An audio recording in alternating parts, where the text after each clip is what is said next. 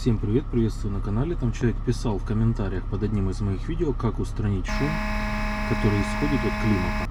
Смотрите, шумит у нас вентилятор климат-контроля. Этот вентилятор подает у нас порцию воздуха на сам датчик климата. Видео о том, как снять панель климата, уже есть на канале. Ссылочку я оставлю вверху в всплывающем окне и под этим видео в описании. Вентилятор климата у нас шумит из-за того, что он сильно загрязнен со временем.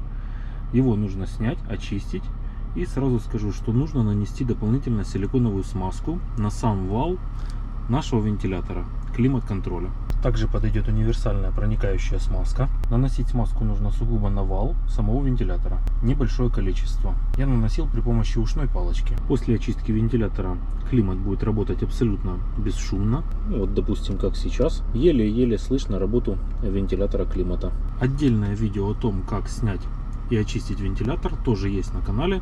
На это видео я ссылку добавлю в описании. Надеюсь, видео будет полезным. Переходите по ссылочке, смотрите видео. До встречи на канале.